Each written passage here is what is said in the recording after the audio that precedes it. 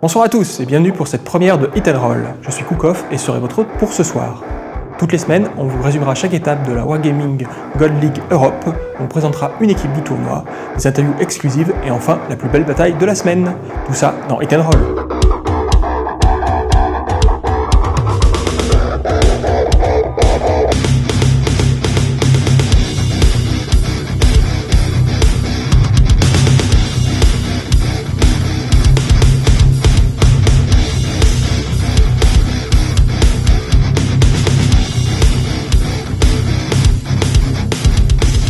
Cette émission est dédiée au jeu World of Tanks, un jeu de combat de chars à mi-chemin entre Counter-Strike et League of Legends. Elle sera principalement tournée vers la scène e-sport, puisque la saison 2 de l'édition 2015-2016 de la Wargaming Gold League Europe vient de débuter, et que la première semaine de cette compétition, qui voit s'affronter les 12 meilleures équipes européennes, vient de se terminer. L'enjeu est de taille pour les joueurs, car le cash prize total de la saison est de 150 000 $. Dans cette première émission, je vais vous présenter rapidement les règles du tournoi, puis vous faire un bref récap des matchs de la semaine. Nous ferons ensuite un focus sur l'une des équipes phares de cette rencontre, les Wombat on Tanks, vainqueurs de la saison précédente et qui réalisent déjà un excellent début de saison. J'aurai ensuite le plaisir de vous présenter une interview d'un joueur dont la stratégie a récemment créé la polémique à la Paris Games Week. Nous allons également démarrer ce qui va devenir un rituel hebdomadaire avec le lancement d'un concours auquel vous pourrez participer pour remporter des lots. Enfin, nous terminerons l'émission avec la meilleure bataille de la semaine, commentée en duo avec Peppa Jim. La Wargaming Gold League Europe est la compétition World of Tanks européenne la plus prestigieuse. Elle voit dans un premier temps s'affronter les 12 meilleures équipes européennes qui se rencontrent toutes sur une période de 3 mois. À l'issue de ces 3 mois, le classement final définit le partage d'un prize pool de 100 000 $. Les 6 premières équipes s'affronteront ensuite dans des rencontres à élimination directe pour se partager 50 000 $ supplémentaires. Le format de cette année est pour la première fois le 7-68, c'est-à-dire que les équipes comptent chacune 7 joueurs, dont la somme des tiers des tanks est de maximum 68 points. Ce qui oblige donc à aligner un tiers 8 ou 2 tiers 9 par équipe, en plus du reste de l'équipe qui est forcément en tiers 10. C'est donc la première fois que les matchs ne se jouent pas en tiers 8 mais en tiers 10, ce qui oblige les équipes à réviser leur stratégie et surtout à mettre au point de nouvelles line-up, alors que le metagame évolue d'un match à l'autre. Chaque match est un BO9 joué sur 4 cartes en attaque-défense, plus un tiebreaker en cas d'égalité au bout de 8 manches. Chaque partie se joue en maximum 10 minutes avec 2 points de capture pour l'équipe attaquante. Chaque semaine du tournoi sera l'occasion de 6 matchs entre les équipes, sauf pendant 2 Super Weeks où les équipes joueront 12 matchs.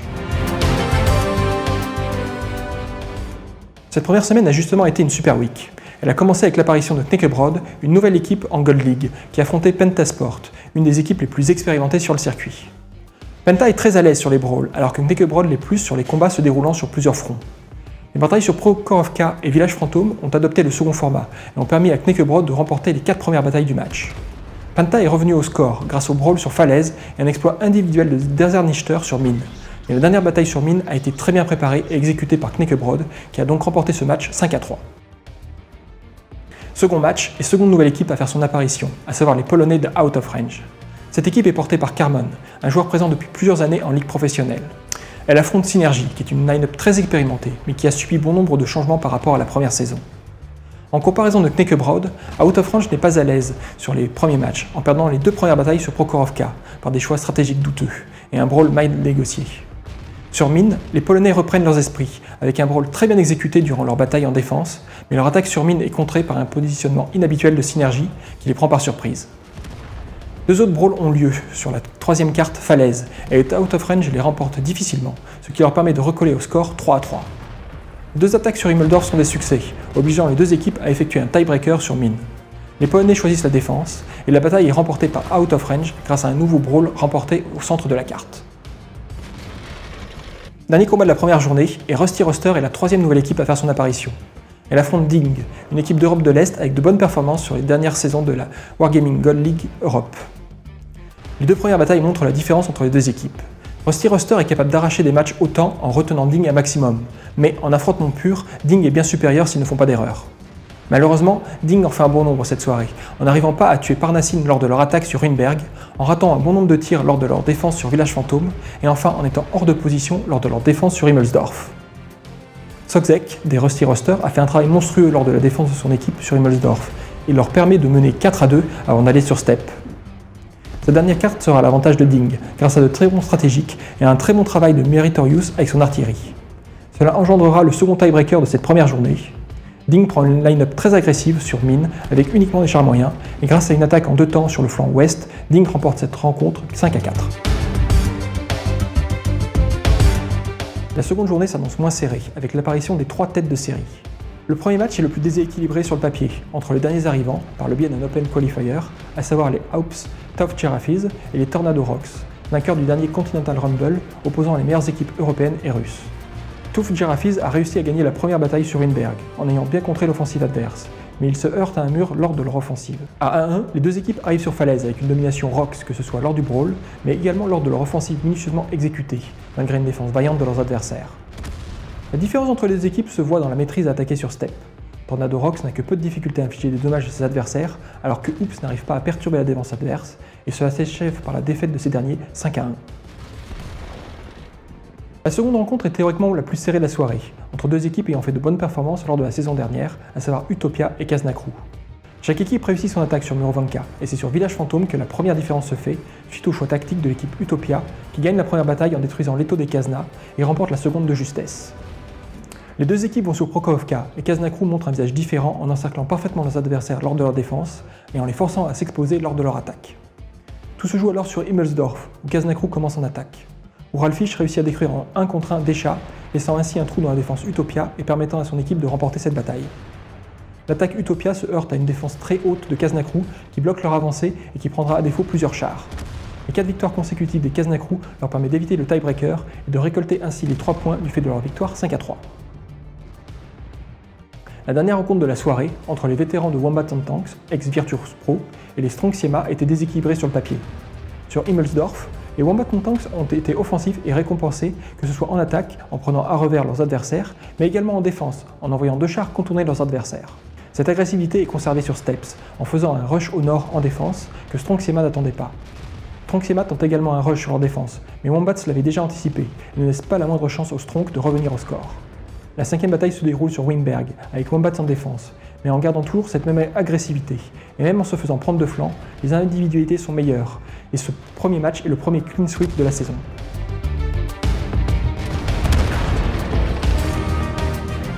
La 3e journée est celle des tiebreakers. Entre Pentasport et Out of Range sur Himmelsdorf, chaque équipe gagne son attaque en prenant hors de position leurs adversaires. Penta tente un piège en défense de Falaise, mais il échoue, et le brawl de la seconde bataille sur Falaise sera à l'avantage des Out of Range, qui prend le large lors de ce premier match 3-1. Néanmoins, cet avantage n'est que de courte durée, car sur mine, la première bataille est un brawl à l'avantage de Penta, et la deuxième est également à l'avantage de ces derniers, en prenant la colline et en enfonçant leurs adversaires au fond de la carte. Sur Prokhorovka, les deux équipes obligent les défenseurs à se mettre hors de position pour éviter la capture de base, et c'est sur Falaise que se décide le tiebreaker. Out of Range choisit d'attaquer, le positionnement de Penta est irréprochable, et les échanges sont à l'avantage de ces derniers.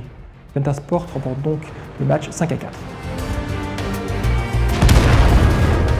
Ding et Knekrebrod sont les prochains à s'affronter. Sur Step, ces derniers tentent une défense offensive mais elle échoue. En revanche, leur attaque sur 2 fronts marche du fait de la capture d'une des 2 bases Ding. Sur Village Fantôme, Knekrebrod commence en attaque et profite de l'inactivité de leur adversaire pour les contourner et les prendre sur 3 flancs différents, ce qui leur donne la victoire. Leur défense est, en revanche, beaucoup plus chaotique et permet à Ding de recoller au score grâce à une meilleure cohésion. Greenberg ne réussit pas aux attaquants, et malgré un bon début de partie, Knekrebrod n'arrive pas à conclure, tandis que l'attaque de Ding se heurte à la défense haute de leurs adversaires. Le brawl sur Prokhorovka est à l'avantage de Knekrebrod, mais Ding réussit également sa défense en obligeant leurs adversaires à se dévoiler, vu que la capture de la base ouest était impossible. Deuxième match et deuxième tiebreaker sur Falaise, avec une initiation légèrement meilleure pour Ding sur le brawl, mais Knekrebrod réussit à tenir et à le prolonger tout en faisant une très belle concave. Ce mouvement leur donne une victoire 5-4.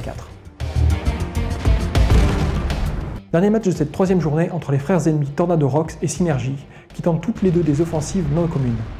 Sur mine, les deux équipes échouent. Sur leur attaque, Synergy tente un rush à l'ouest sur Prokhorovka, mais il se heurte au positionnement Rocks. Rocks attaque à l'est, ce qui résulte en un brawl au centre remporté par Synergy. À 2-2, les deux équipes vont sur Falaise et se confrontent à l'ouest de la carte.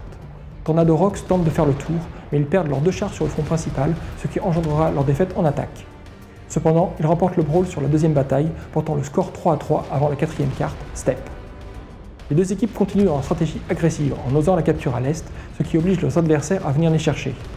Ce fut très serré pour Tornado Rocks, moins pour Synergy, mais les deux équipes vont se retrouver également en tiebreaker sur Falaise avec un nouveau brawl.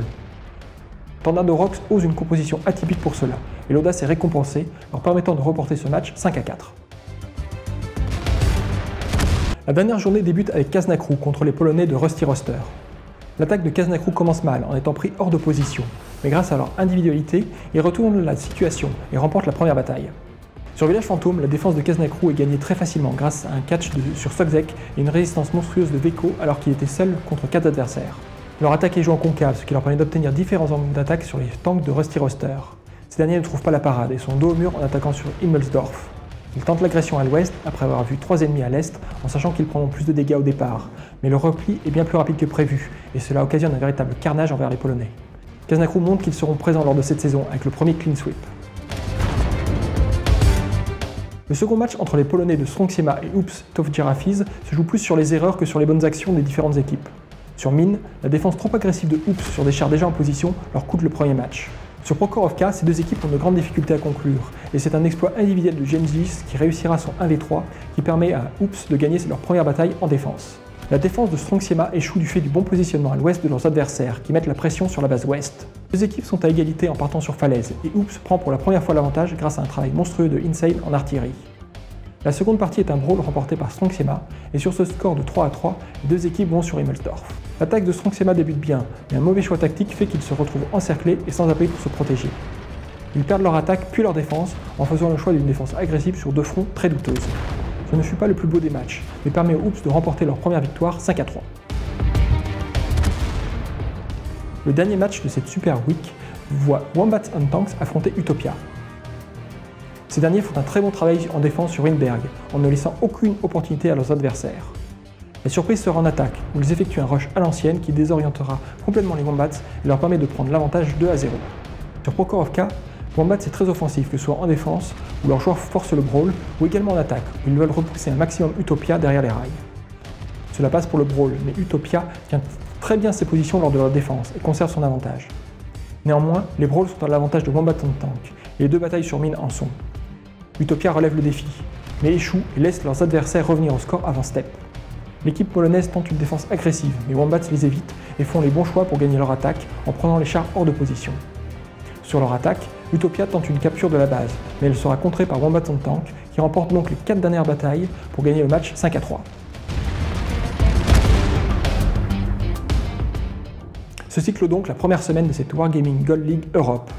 On peut voir au tableau des scores que les équipes favorites telles Wombats and Tanks et Kaznakru réalisent une très bonne première semaine, mais aussi que de nouvelles équipes telles Knickebrod et Out of Range n'ont pas volé leur montée en League Gold et les talonnent pour le moment de peu.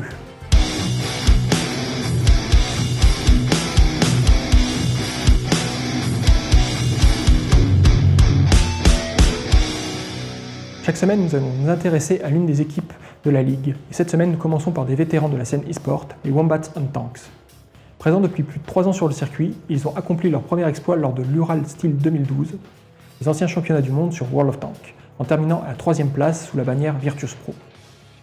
Ils font partie des rares joueurs présents depuis le début de la ligue professionnelle de World of Tanks. Mieux, sur les 6 premières saisons en Europe, leur moins bon classement est une 3e place lors de la 5e saison, remportée par les Kaznakru. Triple vainqueurs de la Ligue européenne, ils n'ont jamais pu obtenir le Graal en remportant les championnats du monde à cause de leur némésis, les Na'vi, échouant à la 2e place en 2014 et en quart de finale en 2015. En remportant la dernière saison, ils sont plus que jamais la cible à abattre. C'est une équipe historique, qui ne vieillit pourtant pas et qui reste au sommet malgré un léger passage à vide en début d'année. En conséquence, leurs adversaires auront toujours une appréhension en les affrontant, car ils représentent le sommet de l'Europe depuis plus de 3 ans. Leur principale force est leur stabilité. Sur les 9 joueurs composant l'équipe, 5 y ont plus de 2 ans d'expérience.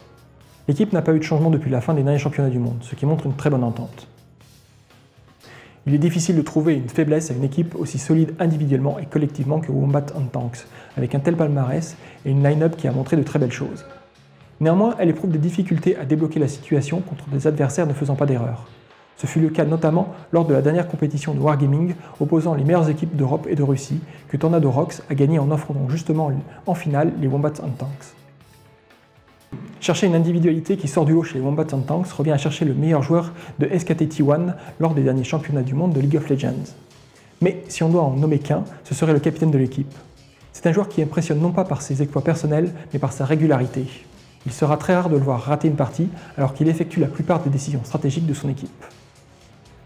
Actuellement en première position à Kaznakru, Wombats and Tanks ne jouera plus cette année pour leur permettre de préparer la World Cyber Arena qui se déroulera sur l'ancien format compétitif dans le courant de décembre.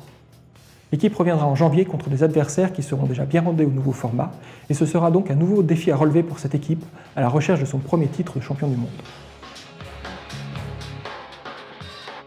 Place maintenant à l'interview du commandant de l'équipe World of Tanks chez Millennium. Vous l'avez peut-être déjà vu lors des 2 chocs des blindés à la Paris Games Week, et cette interview sera l'occasion de revenir sur cet événement et d'en savoir plus sur Millennium.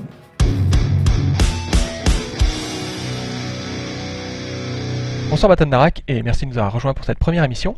Alors déjà dans un premier temps, est-ce que tu pourrais commencer par te présenter en 2 mots et surtout à présenter ton clan, les Millennium eSport. Bonsoir à tous. Donc ouais, comme tu l'as dit, je suis Batan Narak.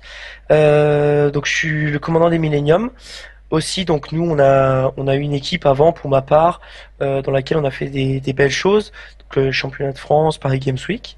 Et au niveau du clan, donc on est l'actuel meilleur clan français. On est en pleine campagne actuellement et donc on se classe 24e et on est le seul clan francophone dans le top 50. Ah, bien joué. Ok. Et du coup, alors je sais que vous étiez très actif sur la scène ESL historiquement. Est-ce que c'est toujours d'actualité ou est-ce que vous avez un peu levé le pied par rapport à ce côté-là? Alors au niveau de l'équipe, on a tous globalement pris des horizons différentes, dans le sens où l'équipe a éclaté. Un problème de frustration dans le sens où on n'aurait pas pu finir la Silver League alors qu'on avait vraiment commencé sur les chapeaux de roue. Donc certains sont restés en e-sport, d'autres pas. Actuellement, je suis avec César et Victo et Fipo dans Team Hope, chez Team Hope, donc une équipe regroupant pas mal d'anciens joueurs Gold League. On fait la Silver League actuellement. D'accord. Et du coup là, ça se présente bien de votre côté? Début de Silver pas trop mal, donc oui, on va essayer de faire on va essayer de monter pour la saison prochaine. D'accord, bon, c'est cool. Et du coup, dans ton expérience en ESL ou autre part, est-ce qu'il y a un succès sur lequel tu voudrais revenir, un événement marquant qui pour toi illustre bien le plaisir qu'on peut avoir à jouer en compétitive sur World of Tanks? Il y a éventuellement 2. Dans un premier temps, la première LAN, la Halloween 2014, qui s'est déroulée d'ailleurs il y a un peu plus d'1 an. C'était notre première LAN, c'est la première LAN de World of Tanks en France. Et ça a été un très bon souvenir parce que c'était la première fois qu'on se rencontrait. C'était la première fois qu'on jouait en compétitif, en LAN, à se voir. Donc avec mon équipe, mais aussi contre les joueurs des autres équipes. Ça s'est bien fini pour nous parce qu'on a gagné et puis il y avait vraiment du niveau de la part principalement de l'équipe Next en face. Et il y avait il y avait une bonne ambiance, c'était assez sain, on a vraiment bien rigolé. Tout comme le deuxième, là, la Gamer Assembly 2015, qui s'est déroulé du 4 au 6 avril 2015 de cette année. Où là, justement, pareil, on a remis ça sur une LAN beaucoup plus grosse, avec une équipe en plus, toujours les Next en face de nous. Et il y avait du vraiment bon niveau en finale. Et toute cette adrénaline, pardon, ça va vraiment pouvoir développer le jeu et pouvoir c'est ce que je recherche quoi. Dans le jeu, c'est d'avoir de l'adrénaline, de jouer en compétition, de jouer contre des mecs forts parce que c'est ce qui va vraiment faire l'intérêt du jeu. Ouais, une bonne ambiance et puis un beau niveau de jeu. Effectivement, en LAN, c'est très agréable. Et du coup, ma dernière question, récemment donc, il y a eu le choc des blindés à la Paris Games Week, donc vous avez encore remporté, mais malheureusement donc la finale, vous l'avez remporté on va dire un peu sans combattre. Pour revenir là-dessus, est-ce que tu restes sur ta décision en fait d'avoir on va dire joué le cap et donc du coup peut-être moins les combats, ou est-ce que tu regrettes qu'il y ait du coup pas tellement eu de spectacle sur cette finale? La Paris Games Week, on était venu pour gagner. Certes, c'est un événement qui est plus pour le show. C'était un événement où il y a, c'est de présentation, c'est pour montrer plutôt que compétitif. Il y avait quand même ce côté un petit peu quand même compétitif, même si on était largement au-dessus en termes statistiques de base, on va dire. Sur le papier, ouais. Moi, ouais, exactement. Je voulais gagner, tout comme l'équipe, tout comme la structure Millennium. C'était impossible qu'on perde. Pour nous en tout cas.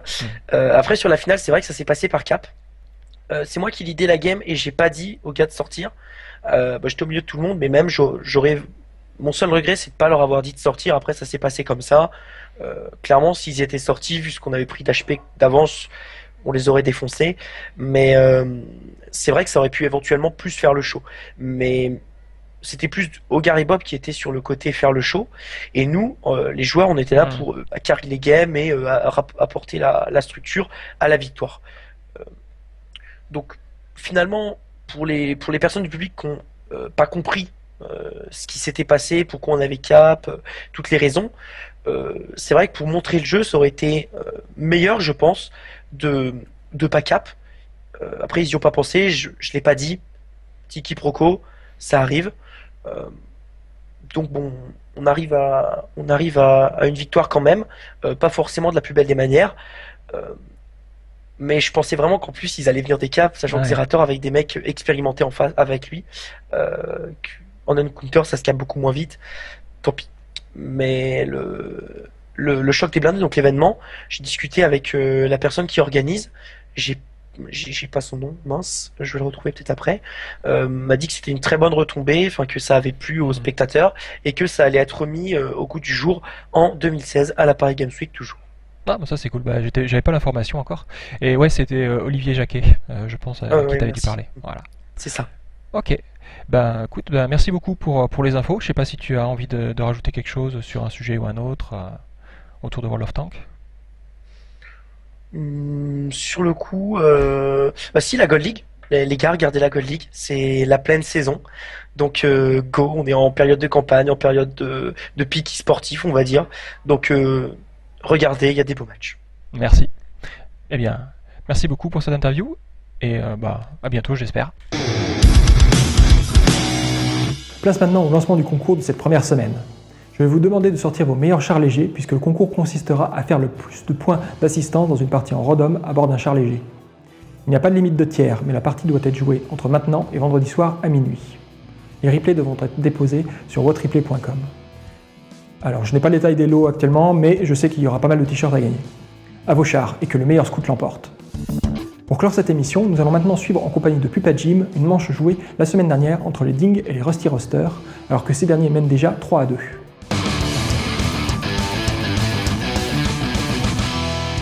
Bonjour Pupa Jim et merci de nous avoir rejoints pour commenter ce replay. Alors, est-ce que tu peux déjà nous dire un petit peu ce que tu penses des compos des deux équipes ?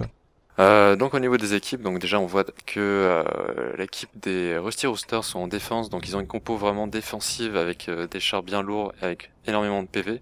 Qu'on voit dès le début qu'ils ont à peu près 1000 PV d'avance sur l'équipe adverse. Donc ils ont une compo lourde avec des E100, FV, IS-4 et IS-7 et un VT pour le DPM. Du côté des Ding, ils ont des compos un peu plus agressifs, donc vraiment d'attaque avec 250B, c'est ça qui va faire Les dégâts. la différence en attaque, ouais, qui est vraiment là pour faire des dégâts, quoi. Donc voilà. Ok. Donc on voit comment ils se déploient. Alors ils s'envoient les 50B en haut de la colline. Donc ils vont essayer de tirer sur leurs adversaires à l'aide du surplomb. Là je pense que la dernière update qui change un petit peu le calcul des lignes de vue a pas mal d'impact. En fait ça rend les gens sur la colline plus efficaces.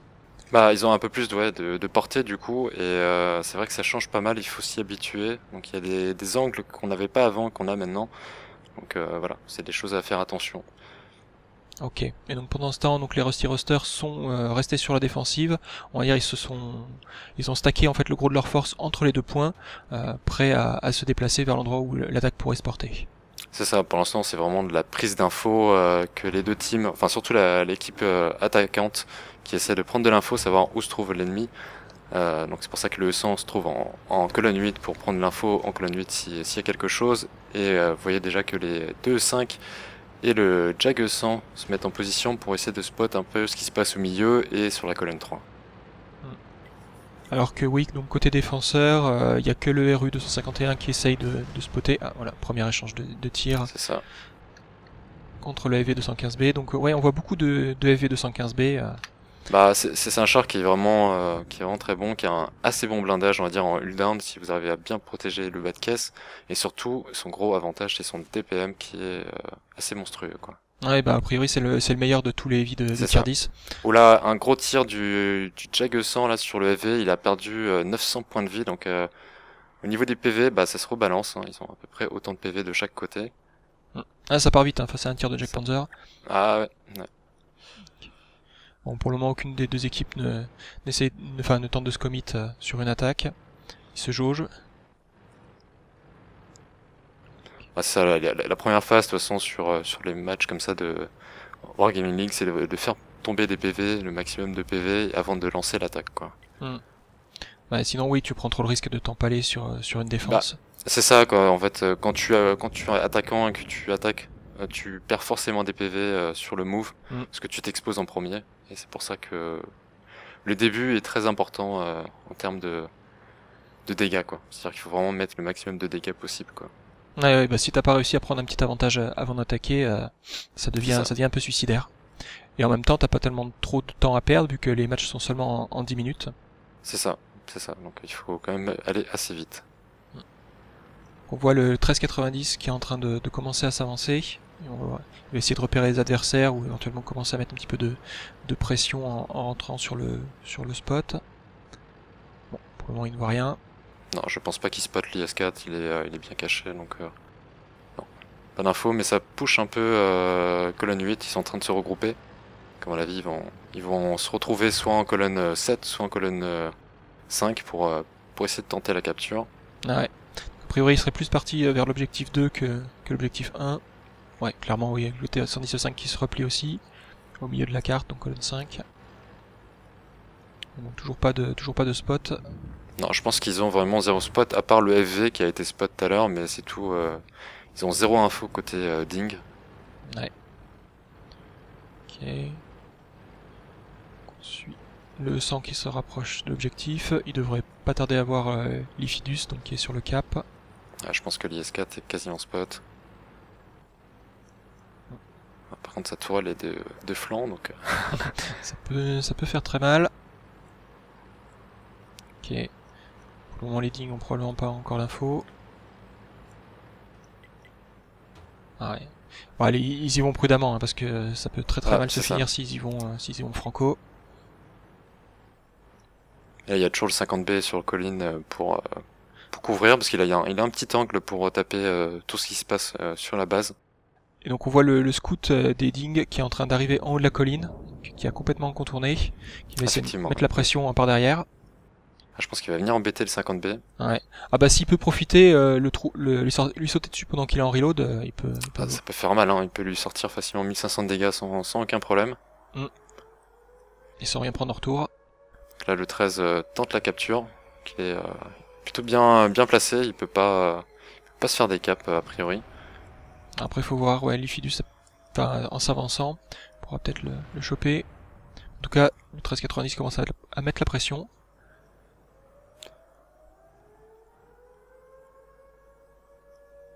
Ah, donc ouais, le RU des Ding qui est en train d'embêter...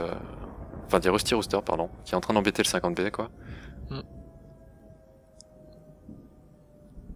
là, ils organisent la défense. Ouais, ils sont en deux groupes. Les deux groupes avancent parallèlement, donc un ligne E, l'autre ligne B. Toujours pas d'engagement. Là, il va falloir qu'ils se dépêchent parce que absolument le tantine des caps, même s'il reste encore un peu moins d'une minute, à mon avis, j'ai pas le chrono exact, mais il doit rester un peu moins d'une minute de capture. 50 secondes maintenant. Bon après ça retombe vite, hein. C'est pas le blindage du 1390 qui... Voilà, ok. Je pense qu'il l'a mis en splatch, tu vois, enfin je suis pas sûr, mais il a même pas touché directement, en direct hit. Parce que vu l'angle... Ah, peut-être que si, finalement. Ouais, je sais pas, en tout cas, oui, c'était toujours de la HE, visiblement, vu le peu de dégâts. Ouais. Ok. Donc là, les gros ouvre-boîtes s'avancent. Donc le 100 et le Jack Panzer 100. Mais faut pas... Le problème, c'est qu'ils peuvent pas non plus se montrer à l'angle, parce que sinon, ils présenteraient leur flanc et ils se feraient complètement ouvrir. Ils sont obligés d'y aller prudemment. Ça, là, les Rusty Roosters, ils sont vraiment en mode défensive, ils prennent pas de risque, quoi. Bah, d'autant qu'il reste plus que 3 minutes. Ah, c'est ça, quoi. Avec le nombre de points de vie qui leur reste, ça sert à rien de prendre des risques. Ils peuvent gagner au chrono sans problème. Dommage, 2 bounce des E100 sur le E5. Ah bah il n'a pas été choisi au hasard, hein, son blindage ferait vraiment la différence. Ok. Toujours le RU qui embête la MX-50B. Surtout que je pense que le 50B est pas loin du reload. Je suis pas sûr qu'il puisse le finir. Ouais, il est en reload, donc là le 50B va être sorti par le RU normalement si tout se passe bien. Ouais, petit bounce.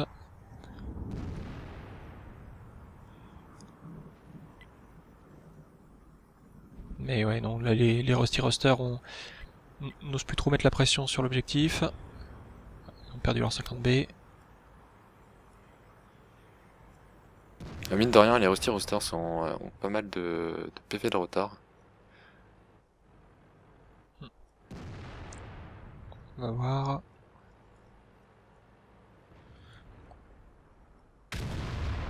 Là, le EV va bientôt être sorti des Rusty Roosters. Le Jag 100 a tiré. Donc là, il faut absolument le sortir. Pas lui cette temps de reload. Ok, il devrait pas tarder à tomber. Le VT est en reload, donc ça c'est dommage. Ok, ils l'ont eu. Le RU a vraiment fait très mal sur cette partie à mon avis. Il doit faire près des 3000 de dégâts, donc c'est plutôt pas mal pour un scout tier 8 dans une partie tier 10. Clairement. Donc, ouais. C'est vrai que c'est seulement un tier 8, mais faut pas l'oublier. Ah c'est ça, c'est un très bon DPM et ça peut faire très mal. Ok. Gros bourrinage sur le cap. Ah, le RU est derrière qui continue à faire des dégâts et à décaper. Ah, le RU qui vraiment est en train de bourriner derrière. C'est assez impressionnant, il place vraiment tous ses tirs, donc c'est vraiment super parti pour lui à mon avis. Ouais, bah, surtout que... Ouais, il utilise vraiment son canon en permanence là. Voilà, par contre. Ouais, je pense que ça va être compliqué pour les Rusty Roosters quand même si le RU a fait un super job. Bon. Voilà, il reste plus que le 100 sur le cap à défendre. Ça. Ok. Non, il va pas tarder à tomber, il va bientôt rester plus que le RU. Là, je pense qu'il commence déjà à 50B par chercher le RU. Ouais. Pour éviter de courir derrière. Ça sert à rien d'être à 2 sur le 100 et de perdre du temps. C'est ça. Donc là, ouais, clairement, il faut que le RU utilise sa mobilité pour s'enfuir. Ouais, parce qu'il reste encore 30 secondes au niveau de la capture, c'est-à-dire que si ils perdent la partie, enfin c'est-à-dire que s'ils la win pas par cap ou par destruction totale de la team adverse, c'est perdu pour eux. Hein. Donc là, le RU, il a intérêt de courir plus loin possible, il reste 17 secondes, donc là c'est gagné pour les Rusty Roosters, ils sont bien joués. Quoi. Ouais, bah c'est malgré le fait qu'il se soit fait détruire sur l'objectif, la survie du RU avec ses 90 points de vie va leur apporter la victoire dans quelques secondes. Et voilà. Fin de la game. Bon bah c'était une belle partie quoi. Ouais, bah on a vu toute la puissance du RU. Enfin, de face il peut rien faire contre ses adversaires, mais dès qu'il est dans leur dos, il fait vraiment un DPM monstrueux. Et il a aucun problème à passer derrière avec sa mobilité, donc clairement là c'est le char du match. Clairement, et il y a aussi une petite parenthèse, ce qu'on remarque souvent sur les maps de ville, notamment Immersdorf, c'est que souvent ce qui est choisi, c'est en tout cas en attaque, ça va être 6 tiers 10 et 1 tiers 8, parce qu'il faut savoir que du coup le format c'est du 7/68, donc c'est-à-dire 6 tiers 10 et 1 tiers 8 ou 5 tiers 10 et 2 tiers 9. Voilà. D'accord, donc ouais, du coup des chars mobiles type T54 peut-être, donc qui sont tier 9 peuvent être utilisés sur des maps un peu plus ouvertes, alors qu'en ville ouais plus des light effectivement. Bah là c'est ce que les deux équipes avaient fait avec le 1390 et le RU 251. Mais on va dire les line-up et le metagame évoluent encore beaucoup vu que c'est que la première semaine. Voilà, c'est un nouveau format, donc on se teste beaucoup les chars. Il y a beaucoup de chars qui sont testés, il y en a qui utilisent le Jag 100, d'autres équipes le WT, donc c'est vraiment il y a pas mal de tests et c'est ça qui rend le nouveau format intéressant, c'est que il y a plus de diversité qu'en tier 8 où c'était assez classique. C'était de l'IS3, 50-100 et 13-90, etc. Donc c'était des compos voilà assez fixes finalement quoi. Oui, et puis oui, qui avait été déjà mis au point depuis longtemps. C'est ça. Eh bien, merci de m'avoir accompagné pour le commentaire de ce replay. Merci également. Allez, à bientôt. À bientôt. C'est tout pour aujourd'hui. Je vous donne rendez-vous à la semaine prochaine pour une nouvelle édition. En attendant, vous pourrez bientôt suivre une vidéo de Kiefer présentant l'interface du jeu et à destination des débutants. Pour les joueurs plus expérimentés, vous pourrez également suivre tous les mardis et jeudis soirs sur leur chaîne Twitch les matchs de la Wargaming God League Europe. C'était Cook Off, merci de nous avoir suivis et à la semaine prochaine.